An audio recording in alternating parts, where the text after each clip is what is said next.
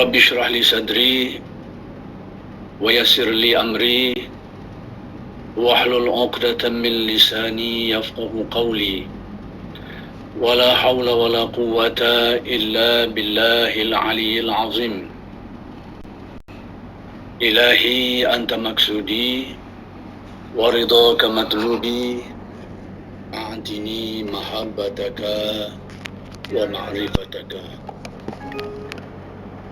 Yang dimuliakan Bapak Moderator, yang dihormati Pak Jen, Haji Baban dan keluarga besar Abah, dan juga para narasumber yang dimuliakan. Alhamdulillah, bersyukur kehadirat Allah Subhanahu wa taala yang memberi kesempatan untuk kita berdiskusi pada kali ini. Jadi untuk tidak melengahkan masa, saya ingin terus kepada tajuk yang disediakan untuk dibentangkan pada kali ini, iaitu mengenai globalisme dan dinamika TQN di Malaysia. Untuk tujuan pembentangan ini, saya telah menyediakan satu kertas kerja yang insya-Allah boleh dibaca bagi yang berkelapangan dan berkeinginan. Pertama sekali ingin saya nyatakan dan saya telah menyebutnya di dalam makalah yang saya sediakan itu, bahawa tarekat Qadiriyah wa Naqsyabandiyah merupakan satu tarekat yang sudah masyhur dan ramai sekali pengikutnya di Nusantara ini, termasuklah di Malaysia juga.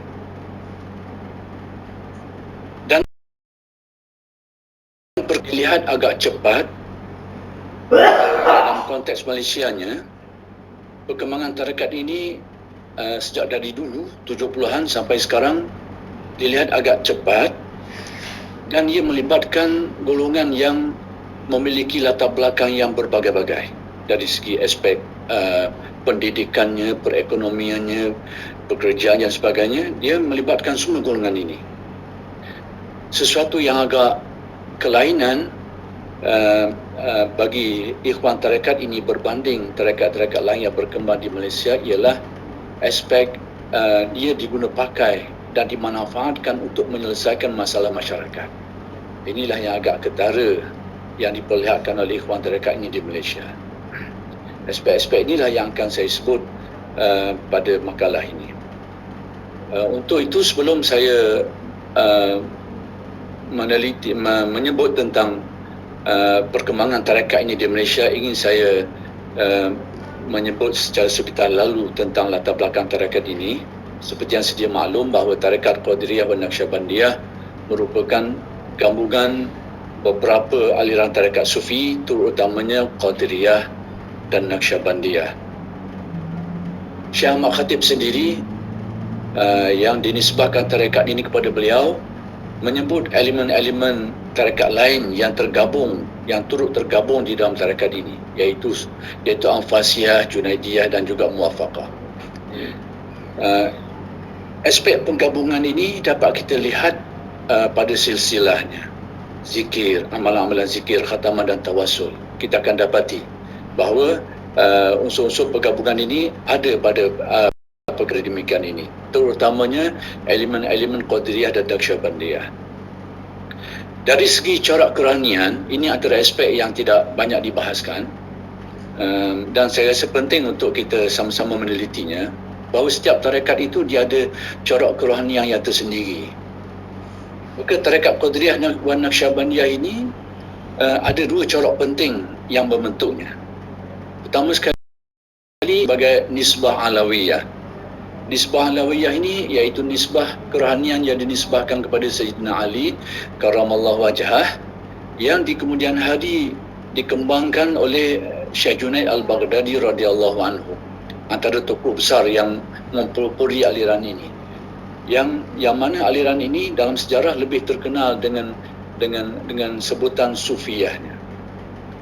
Dan corak yang kedua iaitu corak siddiqiyah, yang dinisbahkan kepada Sayyidina Abu Bakar As-Siddiq radhiyallahu anhu, yang di kemudian hari antara tokoh besar yang mempelopori aliran ini adalah Syekh Abu Yazid Al-Bistami. Dan aliran ini di kemudian hari lebih terkenal dengan sebutan Malamatiyah. Antara aspek keutamaan ataupun ciri khas bagi nisbah-nisbah ini ialah nisbah Alawiyah ini lebih kepada memfokuskan yakni mengutamakan mujahadah riyadah, yang mana perkembangan spiritualnya adalah dari bawah ke atas. Manakala nisbah siddiqiyah ini fokusnya adalah kepada jazbah, iaitu perjalanan spiritualnya terfokus kepada jazbah, iaitu melompat ke atas dulu sebelum turun ke bawah. Jadi dua aspek ini ternyata tergabung di dalam Qadiriyah dan Naqsyabandiyah. Kemudian dari aspek silsilahnya, apa yang ingin saya tunjukkan sedikit di sini, ramai yang tahu dan apabila melihat kepada semua rujukannya, ternyata bahawa silsilah yang dikemukakan adalah lebih kepada silsilah Qadiriyah. Sedangkan seperti yang dinyatakan sebelum ini, di dalam tarekat ini ada dua yang mendominasinya, iaitu Qadiriyah dan Naqsyabandiyah. Maka di mana silsilah Naqsyabandiyahnya? Ternyata bahawa Suryalaya sendiri telah mengeluarkan maklumat, telah mengeluarkan buku yang ada maklumat tentang perkara ini. Dan kalau diteliti, ternyata bahawa Syekh Ahmad Khatib mempunyai silsilah Naqsyabandiyahnya yang diambil daripada guru beliau Syekh Khalid Hilmi, yang bersambungan sampai kepada Syekh Muhammad Bahaudin Shah Naqsyaban.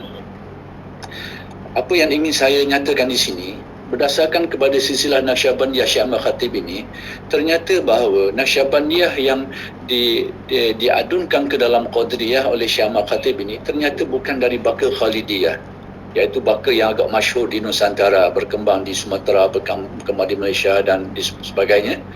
Bukan dari baka itu, tetapi baka Naqsyabandiyah yang ada corak atau cabang Naqsyabandiyah yang tergabung dalam Qadiriyah adalah dari cabang Mujaddidiyah Mazhariyah.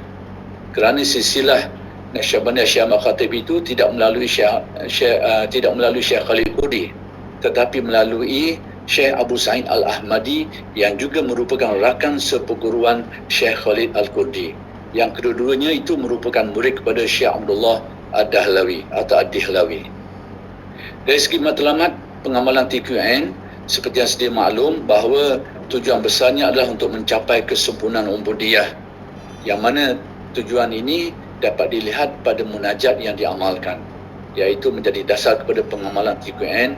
Ilahi anta maksudi wa ridhaka matlubi a'tini mahabbataka wa ma'rifataka. Munajat ini telah memperlihatkan beberapa elemen penting dan menonjolkan beberapa dasar penting, iaitu pertama sekali tawajuh atau taqarrub, mendekatkan diri kepada Allah dan mencari keredaannya sehingga memperolehi mahabbah, yakni rasa cinta terhadapnya, dan seterusnya memperolehi ma'rifah, yakni mengenal Allah Subhanahu wa taala. Elemen-elemen ini bila digabungkan, itulah yang memberi kesempurnaan kepada ubudiyah, iaitu pengabdian diri manusia kepada Allah Subhanahu wa taala, atau dalam bahasa yang lain mencakupi tiga elemen penting, iaitu Islam, iman dan ihsan. Baik, mengenai perkembangan TQN di Nusantara, ternyata bahawa TQN ini pada mulanya berkembang di Mekah Al-Mukarramah kerana Syekh Ahmad Khatib berada di sana dan meninggalnya di sana. Di kemudian hari, tarekat ini telah dikembangkan ke beberapa wilayah, terutamanya ke Nusantara ini. Dan maklumat yang sejauh penelitian saya, ternyata ada juga tarekat ini yang berkembang ke wilayah lain, iaitu yang bukan Nusantara. Cuma maklumat detail mengenainya kita tidak memperolehinya. Apa yang jelas bahawa tarekat ini banyak berkembang di Nusantara yang dibawa oleh para khalifah beliau. 3 orang khalifah beliau yang ternama yang menyebarkannya, iaitu Syekh Abdul Karim Banten, Syekh Ahmad Talhah dan Syekh Ahmad Hasbu, yang membawa tarekat ini ke wilayah masing-masing. Syekh Abdul Karim ini menggantikan beliau sebagai mursyid di Mekah. Syekh Ahmad Talhah telah menyebarkan tarekat ini ke Cirebon dan akhir sekali berkembang ke Suryalaya, dan Syekh Ahmad Hasbu telah menyebarkan ke Madura. Selain daripada 3 khalifah penting ini, Syekh Ahmad Khatib mempunyai beberapa khalifah lain yang telah menyebarkan tarekat ini ke wilayah masing-masing. Ada yang membawanya ke Bali, iaitu Syekh Muhammad Ismail. Kemudian dibawa ke Kedah oleh Syekh Yasin. Syekh Yasin ini di kemudian hari telah menetap di Kalimantan. Ada di antara khalifahnya yang mengembangkan tarekat di Lampung, iaitu Syekh Haji Ahmad. Ada yang membawanya menyebarkannya di Palembang, iaitu Syekh Ma'ruf. Ada yang membawanya ke Filipina, Syekh Nuruddin, dan juga ke Sambas, iaitu Syekh Muhammad Sa'ad. Baik. Kemudian bagaimana tarekat ini dibawa masuk ke Malaysia? Ternyata bahawa dalam kajian ada dua kelompok TQN yang berkembang di Malaysia. Satunya yang bersisilahkan kepada Syekh Abdul Qadir Banteng, yang kelompok ini berkembang di Johor. Dan ada puluhan pusat pengamalan tarekat ini di Johor dan sekitarnya dan berkembang sampai sekarang. Namun, perkembangan TQN yang agak ketara, yang agak lebih besar, lebih ramai pengikutnya, agak dikenali adalah perkembangan TQN yang dibawa oleh oleh para wakil dan juga ikhwan TQN di bawah bimbingan Abah Hanum. Inilah yang agak terkenal sampai sekarang ini.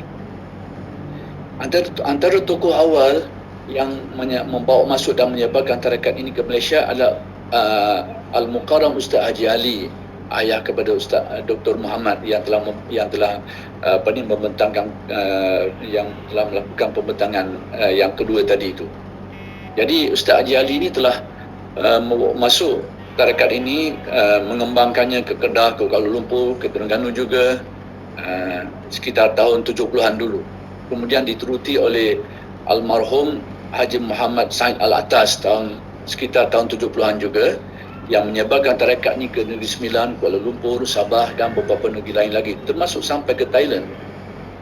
Dan seterusnya dibawa oleh Ustaz Haji Muhammad Terang Isa yang menyebarkan tarekat ini terutamanya di Sarawak. Demikian juga Ustaz Haji Muhammad almarhum Ustaz Haji Muhammad Usman bin Abdul Latif sekitar 80-an yang telah membawa masuk dan menyebarkan tarekat ini di Terengganu, dan di kemudian hari setelah beliau meninggal, saya telah dilantik oleh Abah sebagai pengganti beliau untuk menyebarkan tarekat di sana. Jadi dari sana tersebarlah kemudian antara tokoh yang menyebarkan tarekat ini ialah Ustaz Haji Muhammad Zuki, atau lebih dikenali dengan panggilan Pak Guru, yang menyebarluaskan tarekat ini ke Kedah, ke Perlis, Perak dan beberapa negeri lain lagi. Demikian juga Ustaz Haji Mansur dan seterusnya Tun Haji Sakaran Dandai dan Ustaz Abdul Manaf. Ketiga-tiga wakil ini telah menyebarkan tarekat ini di Sabah. Dan demikian juga Ustaz Saifuddin tahun 2005 yang dilantik oleh Abah sebagai wakil, telah menyebarkan tarekat ini di Negeri Sembilan, Kuala Lumpur, Melaka dan juga sekitarnya. Inilah antara tokoh-tokoh yang bawa masuk dan menyebarkan tarekat ini di Malaysia. Baik. Dari aspek perkembangan TQN di Malaysia, ternyata bahawa perkembangan yang agak ketara dilakukan oleh para wakil dan juga ikhwan TQN yang mengambil silsilah daripada Abah Hanum, bermula sejak tahun 70-an lagi sampai ke sekarang ini, semakin bertambah. Sama ada dilakukan secara langsung, iaitu menerusi dakwah, penerbitan dan juga penerangan tentang TQN yang dilakukan terhadap masyarakat, atau secara tidak langsung, iaitu dilakukan oleh para wakil dan juga para ikhwan yang terlibat dengan pengajaran ilmu, terlibat dengan aktiviti-aktiviti kemasyarakatan yang lain. Secara tidak langsung mereka mengembangkan TQN ini, sehingga TQN telah berkembang ke seluruh tanah air di Semenanjung dan juga di Sabah dan Sarawak. Kalau dilihat dari aspek keahlian, ternyata bahawa penyebaran TQN ini merentasi sempadan latar belakang masyarakat yang berbagai-bagai. Kedapatan di antara ikhwan itu ada yang berpendidikan tinggi, sehingga ada yang memiliki ijazah sarjana, kedoktoran, bahkan ada yang bergelar profesor yang berada di beberapa universiti di Malaysia. Ada di UKM, di tempat saya sendiri di UNIZA, kemudian ada di Universiti Utara Malaysia dan sebagainya lagi. Demikian juga ada di antara ikhwan yang merupakan golongan profesional dalam pelbagai bidang. Ada di antara mereka yang merupakan golongan usahawan, kontraktor, ahli perniagaan, pegawai kerajaan, peguam pensyarah, dan demikian juga ada di antara mereka itu para petani, buruh dan sebagainya. Jadi memperlihatkan bahawa perkembangan TQN ini merentasi sempadan kepelbagaian latar belakang masyarakat, dari aspek pendidikannya, pekerjaannya dan sebagainya. Dia tidak hanya terfokus pada kelompok tertentu seperti golongan agama, tidak terfokus kepada golongan ahli ilmu, penutup ilmu, saya tidak. Dia merentasi sempadan itu. Dari aspek yang lain, ada di antara ikhwan itu ada yang memegang jawatan penting dalam pentadbiran negara. Ada yang di kalangan menteri, ada yang merupakan sejumlah atau segolongan di antara ikhwan TQN ini. Di antara mereka ada yang memegang jawatan menteri, ada yang menteri besar, ada yang merupakan tokoh politik tanah air, ada yang bergelaran Tan Sri, Datuk Seri, Tun dan sebagainya. Cuma saya tidak mahu mencontohkan di sini kerana melihat kepada masa yang agak singkat. Cuma ingin saya jelaskan bahawa ikhwan TQN ini berlatar belakangkan dengan latar belakang yang berbeza dari aspek status sosialnya. Demikian juga dari aspek-aspek yang lain. Jadi dia merentasi sempadan itu.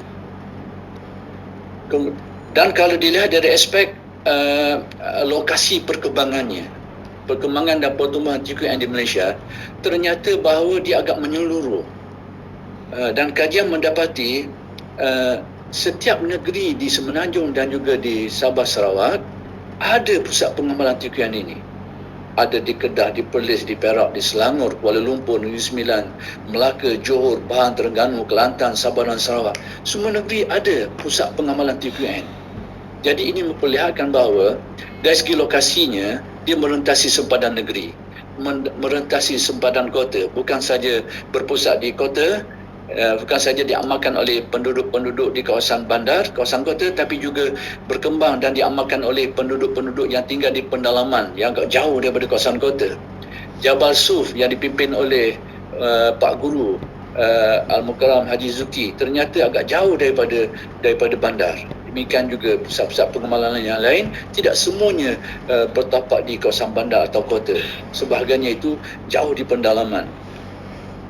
Ini memperlihatkan bahawa dari segi lokasinya, perkembangan TQN ini merentasi sempadan negeri, merentasi sempadan kota. Baik.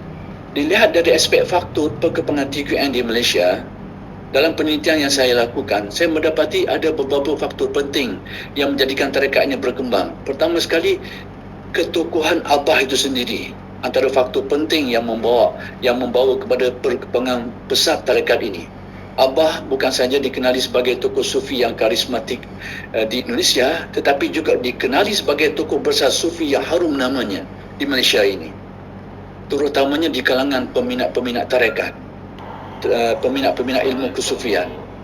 Saya sendiri mendapati bahawa kedapatan ramai golongan pengamal tarekat yang saya temui, mereka ini agak menghormati dan mengetahui, mereka kenal Abah dan menghormati nama ini, dianggap sebagai tokoh besar dalam dunia kesufian. Kerap kali juga ada individu tertentu yang menghubungi, yang menyatakan hasrat untuk mengambil target atas dasar dikenali bahawa orang itu adalah murid dan wakil Abah. Jadi nama ini agak pengaruh Abah ini agak besar di sini. Kemudian antara faktor lain ialah ajaran TQN itu sendiri yang berpaksikan kepada ilmu amaliyah dan amal ilmiah, tidak dipisahkan. Sesetengah pendekatan yang dilakukan oleh kumpulan tarekat itu agak mengesampingkan aspek ilmu ni, tapi Abah TQN di bawah pimpinan Abah ini menunjukkan aspek keilmuan ini. Demikian juga pendekatan yang tidak anti dunia, yang kita lihat bahawa sesetengah tarekat itu agak memperlihatkan watak yang agak kurang senang, aspek suka menyendiri dan sebagainya. Tapi ternyata TQN di bawah pimpinan Abah ini memperlihatkan satu sifat, iaitu tidak anti dunia, dengan arti tidak membelakangkannya ataupun tidak mengesampingkannya. Demikian juga pendekatan tarekahnya yang kelihatan agak sesuai dengan zaman, dan juga aktiviti dan sumbangan ahlinya yang ada sumbangannya dalam pembangunan masyarakat dan negara. Semua elemen-elemen ini yang berpasis pada ajaran TQN ini ternyata menarik minat golongan masyarakat untuk mempelajari tarekat ini. Yang kalau kita lihat penampilan Abah sendiri yang agak mesra masyarakat dengan penampilan yang setengah penampilan itu agak dilihat agak menakutkan dari segi mereka ini berjubah, berserban dan sebagainya. Pada setengah ahli masyarakat itu agak dilihat agak menakutkan. Tapi ternyata Abah memperlihatkan watak yang tidak seperti itu, tapi lebih mesra kepada masyarakat. Ini antara faktor. Demikian juga layanan yang istimewa. Pernah sekali ada tamu dari Malaysia yang datang ke Suryalaya. Mereka ini pada awalnya beranggapan Suryalaya ini gambaran awal, persepsi awal mereka datang ni, mereka gambarkan Suryalaya ni sebagai ada unsur-unsur nyata kezuhudannya, keilmuannya dengan kitab-kitabnya, aspek zuhud dan fakirnya, itu yang tergambar. Tapi bila mereka datang ke Suryalaya, jauh sekali bezanya apa yang mereka dapati. Lebih-lebih lagi Abah memberi layanan yang agak istimewa kepada tetamu yang datang. Semua ini mendekatkan hati orang untuk memahami cara lebih mendalam tentang tarekat ini. Demikian juga Pondok Pesantren Suryalaya dan sekitarnya dilihat sebagai model kepada pembangunan akademik, spiritual, demikian juga material. Jadi aspek-aspek ini ternyata menarik minat masyarakat di sini untuk memahami TQN secara yang lebih mendalam. Demikian juga peranan yang dimainkan oleh Pondok Remaja Inabah ternyata menjadi sebab kepada penyebaran tarekat ini, di mana orang lepasan ini ternyata dari dalam kalangan keluarga mereka, kenalan mereka, masyarakat mereka tertanya-tanya apa rahsia yang menyebabkan mereka ini dapat merubah diri. Kalau dulu merupakan golongan wanted, golongan yang dipinggirkan, yang dideknaki, tiba-tiba dapat membantu orang lain, dapat mendatangkan kebaikan kepada orang lain. Ini mendorong mereka ini untuk memahami apa rahsia di sebalik semua ini, dan sebahagian mereka itu secara bersama-sama mengambil dan mengamalkan TQN ini. Demikian juga status TQN di Malaysia ini yang tidak tersenarai dalam senarai ajaran tarekat yang menyeleweng. Sekalipun tarekat-tarekat yang tersenarai dalam senarai itu tidak semuanya dilihat sebagai benar klaim itu, yang ini dengan erti masih lagi dipertikaikan. Namun TQN tidak ada dalam senarai itu. Ini memberikan keyakinan kepada masyarakat ramai untuk bagi yang berminat untuk mempelajari tarekat dan mendalaminya untuk memilih tarekat ini, kerana dilihat sebagai tidak satu tarekat yang tidak tersenarai dalam senarai yang dikeluarkan oleh pihak berkuasa agama. Yang bentuk amalan TQN yang kelihatan agak mudah, kemudian sebahagian amalannya itu agak sama dengan amalan kebiasaan. Ada unsur-unsur kepelekan yang ketara seperti yang kita lihat, sekalipun unsur-unsur itu bukanlah satu unsur yang salah, seperti zikir dalam bentuk berdiri dan sebagainya, yang dilihat agak pelik oleh masyarakat. Jadi unsur-unsur ini tidak kelihatan pada TQN. Demikian juga penampilan ikhwannya yang agak sederhana, bersahaja, tidak ada pakaian khusus, tidak ada hal-hal yang dilihat sebagai sesuatu yang khususiah. Semua ini mendekatkan hati masyarakat untuk memahami tarekat ini. Kemudian antara faktor lain ialah sikap yang ditunjukkan oleh Abah, iaitu pendekatan mempermudahkan pengajaran tarekat yang dicontohkan oleh Abah dan juga dicontoh oleh para wakil beliau dalam mengajarkan tarekat ini. Ternyata bahawa ini menjadi faktor tarekat ini berkembang dengan lebih pesat. Setengah tarekat itu agak dipilih golongan tertentu yang dilihat sudah memiliki persediaan yang cukup. Tapi ternyata dalam aspek ini dipermudahkan, dan ini dikira sebagai salah satu faktor pesatnya penyebaran tarekat ini. Dan antara faktor lain yang saya senaraikan di sini ialah penlibatan golongan-golongan tertentu seperti golongan ahli politik, usahawan, ahli akademik ke dalam tarekat ini ternyata memberi nilai tambah, sehingga dia memberi keyakinan kepada masyarakat untuk mempelajari tarekat ini, kerana melihat bahawa kelompok-kelompok yang elit ini terlibat juga dengan pengamalan tarekat ini. Kemudian tajuk terakhir, perkara terakhir yang ingin saya jelaskan di sini ialah mengenai sumbangan ikhwan.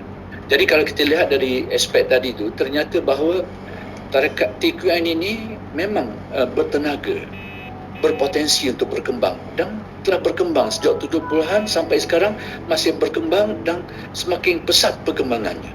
semakin ramai ahlinya, dan juga dari segi pusat pengamalannya itu semakin bertambah sampaikah ke zaman sekarang ini. Melihat sedikit kepada ternyata bahawa TQN ini bukan saja diamalkan untuk tujuan penyucian jiwa, tapi ternyata bahawa pengamalan TQN ini telah dimanfaatkan untuk tujuan kemasyarakatan, menyelesaikan masalah-masalah masyarakat. Inilah satu elemen yang agak tertonjol pada tarekat ini yang agak kurang kelihatan secara bandingannya kalau dilihat kepada beberapa kelompok tarekat yang berkembang di Malaysia, iaitu aspek pelibatan di dalam memulihkan penegak-penegak dadah. Kalau tahun 70-an, 80-an dulu memang sejauh yang saya tahu tidak ada kelompok lain yang terlibat dalam usaha ini. Yang ketaranya adalah TQN ini. Sekarang ini barulah ada beberapa kelompok lain yang cuba untuk memberi sumbangan di sini, yang pada pandangan dalam penelitian saya baru sedang membangunkannya. Tetapi TQN ternyata sudah lama telah memberikan sumbangan ini. Dan inilah antara sumbangan TQN yang agak berharga kepada masyarakat. Yang mana sumbangan ini bukan saja melibatkan bertaraf masyarakat setempat, tapi sudah bertaraf kebangsaan di peringkat negaranya, di mana sumbangan ikhwan TQN ini dalam peringkat penegak dadah telah diiktiraf di peringkat negara, telah diperakukan di peringkat negara. Bahkan ada inisiatif tertentu diberikan oleh pihak kerajaan untuk mengembangkan lagi aspek ini. Kalau sekarang ini sudah ada usaha untuk kalau dalam dunia akademik sudah ramai kelompok-kelompok ahli akademik yang membuat kajian khusus tentang inabah ini dari berbagai aspek, bukan saja dari segi aspek sejarahnya, aspek keberkesanannya, tapi juga dari aspek elemen-elemen kesufiannya yang dilihat menjadi faktor keberkesanan kepada amalan TQN ini. Demikian juga dari aspek pentadbiran. Ternyata bahawa perkembangan terbaru memperlihatkan bahawa kerajaan Malaysia pada satu tempoh masa tertentu itu telah memperlihatkan minatnya untuk untuk mengembangkan atau untuk memanfaatkan dan menggunakan kaedah inabah ini di dalam proses pemulihan secara yang lebih bermakna. Jadi demikianlah kalau kita lihat secara keseluruhannya bahawa TQN di Malaysia ini pertama sekali perkembangannya itu merentasi sempadan, sehingga tidak terbatas, tidak terhad pada kemudian dia adalah satu tarekat yang bersifat dinamik, dengan arti dia agak bertenaga. Faktor-faktor ciri-cirinya, kemudian ciri-ciri tarekat, ajaran tarekat itu sendiri dan ciri-ciri kepimpinannya itu ternyata bahawa dia suatu tarekat yang bertenaga, yang berpotensi untuk berkembang, dan memang secara realnya telah semakin berkembang pada hari ini. Jadi itu saja yang saya rasa dapat saya sampaikan. Data-data atau maklumat yang lebih detail saya sebutkan di dalam makalah saya. Maka sesiapa yang ingin membacanya, menelitinya, bolehlah dilihat kepada makalah itu. Sekianlah saja dulu. Mohon maaf atas kekurangan. Assalamualaikum warahmatullahi wabarakatuh. Waalaikumsalam warahmatullahi wabarakatuh. Terima kasih kepada Bapak Dr. Abdul Manan bin Muhammad Al-Marbawi yang telah membawakan tema globalisme dan dinamika TQN di Malaysia.